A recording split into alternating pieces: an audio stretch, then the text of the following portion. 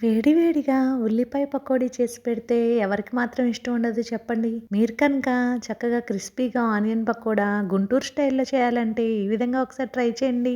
Welcome to our channel రకరకాల రుచులు. మీరు కనుక మన రకరకాల రుచులు ఛానల్‌ని మొదటిసారిగా చూస్తుంటే వీడియోని లైక్ చేసి సబ్స్క్రైబ్ చేసుకోండి మన ఛానల్‌ని. అచ్చం బండి మీద దొరికే క్రిస్పీ ఆనియన్ పకోడాను చక్కగా ఇంట్లోనే ఎలా తయారు చేసుకోవచ్చో ఇప్పుడు చూద్దాం రండి. ముందుగా 5, 6 ఉల్లిపాయలను ఇలా నేను వీడియోలో చూపించిన విధంగా సన్నగా చీలికల్లాగా కట్ చేసుకోండి. పచ్చిమిర్చిని కూడా అలాగే కట్ చేసుకోండి, ఒక 6 పచ్చిమిర్చీలను. తర్వాత అవన్నీ ఇలా గిన్నెలోకి వేసుకొని ఈ ఉల్లిపాయలను ఇలా ఒకసారి చక్కగా చేతితో ఇలా పిసకటం వలన చక్కగా పొడి పొడిలాడుతూ ఉంటాయి ఉల్లిపాయలు సన్నగా చీలికల్లాగా.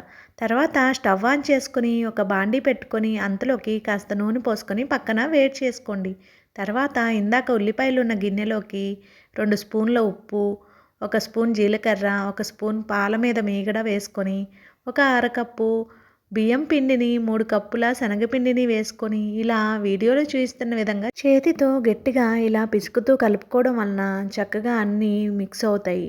తర్వాత కొద్ది కొద్దిగా వాటర్ వేసుకుంటూ చూడండి ఇలా వీడియోలో చూపించిన విధంగా కలుపుకొని పక్కన పెట్టుకోండి. తర్వాత ముందుగా కాగిన నూనెలో ఇలా కొంచెం కొంచెంగా పకోడీలను వదులుతూ వేసుకోండి.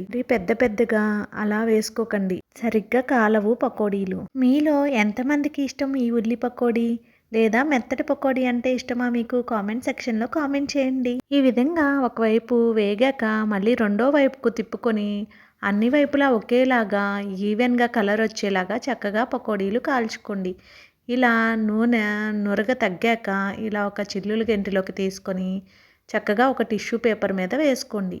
అలాగే మిగతా పిండిని కూడా చక్కగా పకోడీలాగా వేసుకోండి. అవి కూడా వేగాక అన్ని టిష్యూ పేపర్ మీదకి తీసుకొని చక్కగా వేడివేడిగా ప్లేట్లోకి సర్వ్ చేసుకోండి. అంతే, రెడీ అయిపోతుంది మన క్రిస్పీ ఆనియన్ పకోడీ గుంటూరు స్టైల్లో. మీకు కనుక నచ్చినట్లయితే వీడియో లైక్ చేయండి, షేర్ చేయండి, సబ్స్క్రైబ్ చేసుకోండి.